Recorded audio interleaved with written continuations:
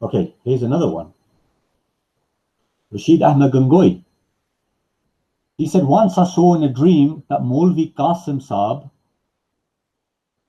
is in his appearance of a bridegroom, and I've just been married to him. So just as a wife and husband benefit from each other, I benefited from him, and him from me. How do a husband and wife benefit from one another? I don't think we need to go into detail on that. But, I mean, in the appearance of a bridegroom and I have just been married to him, that's... So the Urdu it goes is that जिस तरह जन और शौहर में एक को दूसरे से फायदा पहुंचता है, इसी तरह मुझे उनसे और उन्हें मुझसे फायदा पहुंचता है.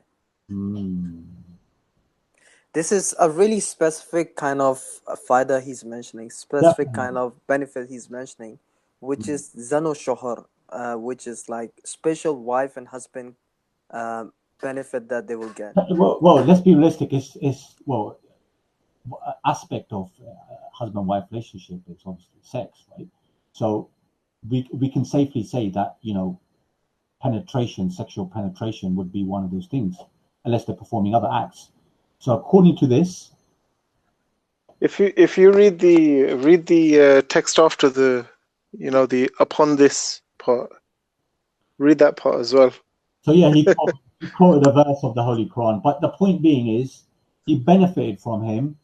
So meaning that Rashid Ahmad Gangohi or Qasim Saab, one of the two, were penetrating each other according to this dream, because they were only doing what a husband and wife, or amongst those things which a husband and wife do with one another. Yeah, that's exactly the Quranic verse that he quoted. And if you read the end part, Rashid Ahmad Gangohi replied, "After all, I train his children."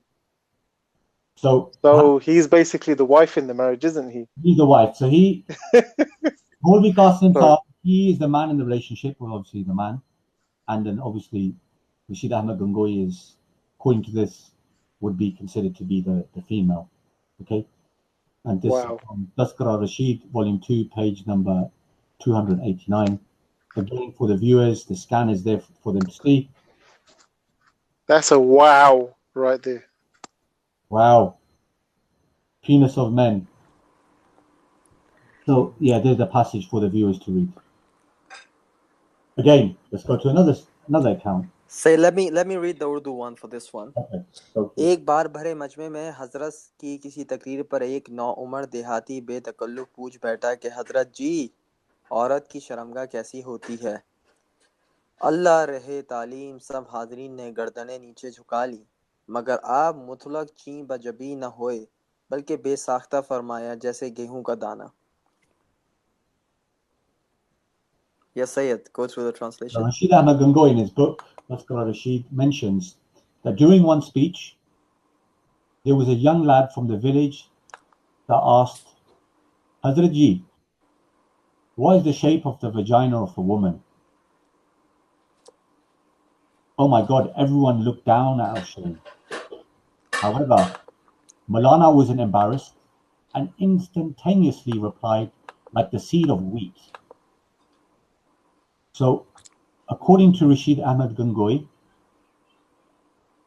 maybe he was talking about the dream. Maybe in his dream, when he saw the individual in question who was... Actually, hold on. Rashid Ahmad Gangohi was the female in the dream, wasn't he? Yes, he was. No, Rashid Ahmad Gangohi was the husband part and Nanotri was the woman part. But perhaps this is the description he's giving of a woman's vagina. He's comparing it to the seed of wheat. Yes. No, he was the bride in it because Maulana Qasim was the bridegroom. Right. Yeah, so he'll be more familiar with that kind of thing. Yeah, exactly. So I don't know. I mean, I don't know how a woman's vagina is compared to, wheat. I don't know. No, Sayyid, I think my main objection to it is, like, let's not go into the shapes, right? Shape doesn't matter much. Thing is that why would you entertain this kind of question in such a public gathering? Yeah. I know there's a stupid person asking a question, but instead of like, if there would be any other scholar with some sort of respect, they wouldn't have even delved into it further.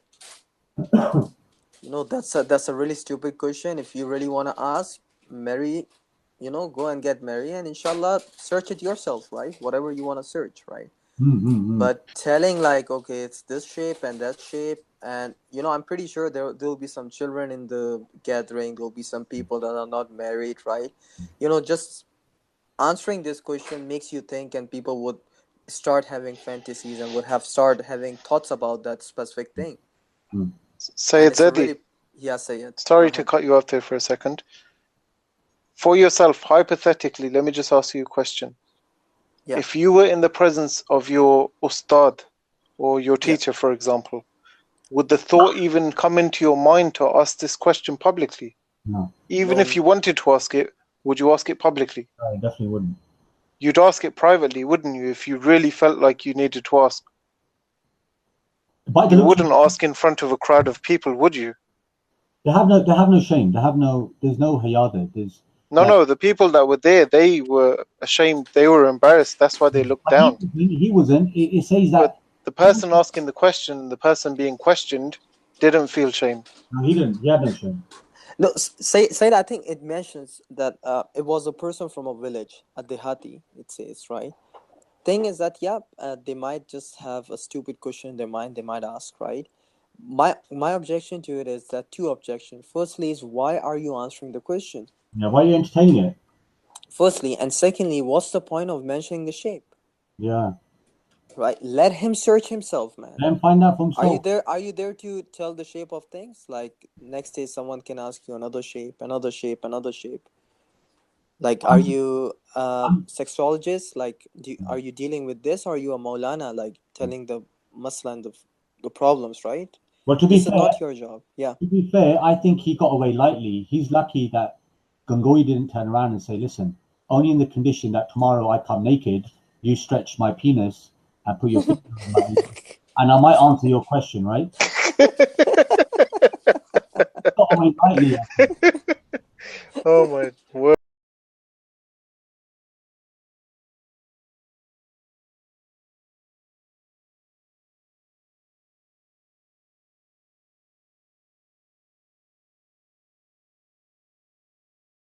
Not a single Deobandi that will not accept Maulana Thanwi's writings. Yes or no? Allama Thanwi, Sheikh Thanwi, Maulana Thanwi, whatever you want to call him, he was one of the greatest scholars of the Deobandi legacy. Many people from amongst the scholars and the pious have regarded him as to have been the Mujaddid of the 14th century. Even by looking at Raza Thanwi Rahmatullah alayhi, he had such a lovable personality. When he would go anywhere, people would flock and just to see him and have a glimpse of him. And that people, after listening to just one sermon, their lives would change and people would repent, Allahu Akbar, and their lives would become better. What's your opinion on Deobandis anyway? Deobandis are people of innovation, misguidance. May Allah guide them and guide us. They're not people of Sunnah, the Al-Hadith wal-Athar. They're not. Deobandi or Naqshbandi, may Allah guide them. I'm talking about the layman, masakin. But this is not Al-Sunnah, Al-Hadith. Al-Hadith other those of the Quran, Sunnah do with the Salaf al-Salih. Deobandi, Naqshbandi, Maturidi, akhi. Maturidi, they follow Abu Mansur Maturidi. They even claimed it. The guy, it's Mangero or something, he said he invented the creed because the people were confused. He himself, it's in his YouTube clip. Quran, Sunnah, alhamdulillah. And do his Salaf, akhi.